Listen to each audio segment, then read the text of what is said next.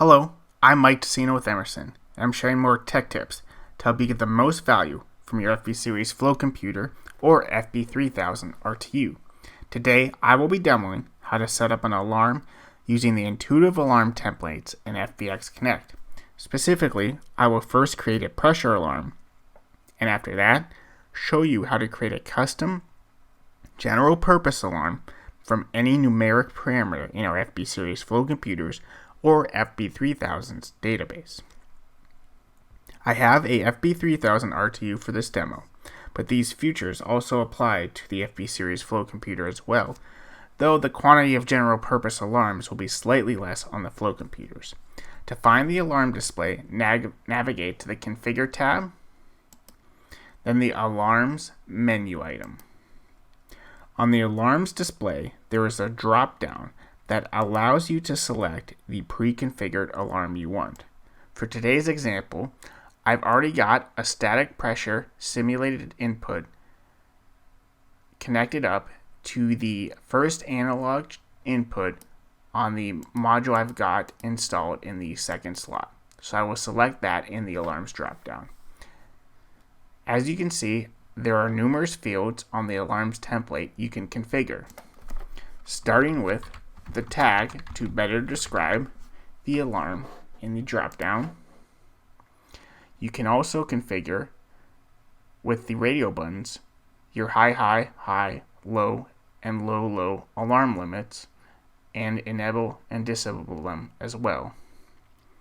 I will enable the high alarm and type in 350 as the limit for the high alarm. If I simulate raising the pressure above the alarm limit I just typed, you'll see the alarm change state. There you go. You can see now my high alarm status indicates it's in alarm as my pressure is above the 350 psi limit I entered, and there is an active high alarm.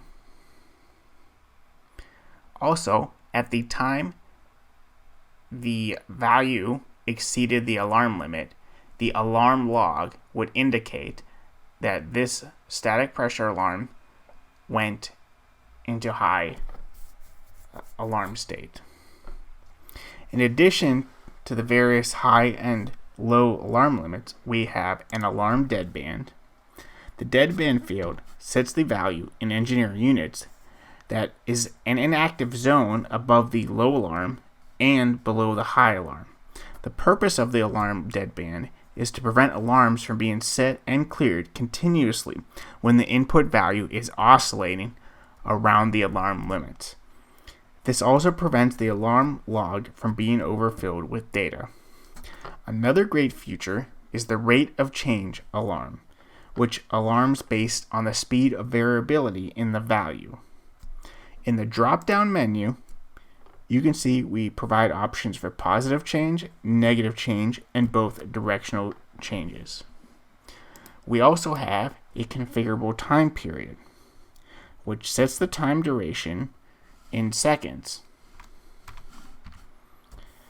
used to determine when to activate the rate of change alarm. So this alarm is really quite flexible and is an easily configurable feature rather than an extra logic item you have to program.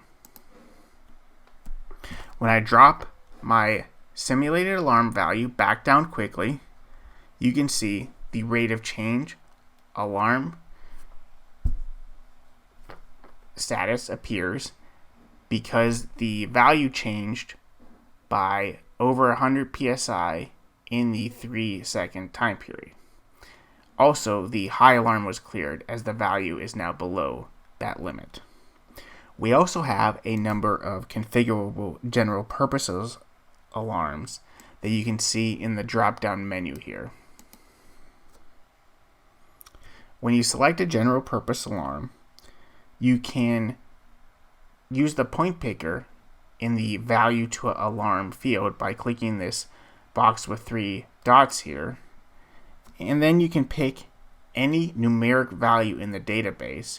For example, you could alarm on your linear meter's energy flow rate, and then configure your limits, deadband, and rate of change setup just as I showed you. Now you know that the alarm screens in FBxConnect are intuitively laid out and offer extensive alarming customization for all your alarming scenarios. Thank you for your time. For more information, please visit emerson.com/flowcomputers.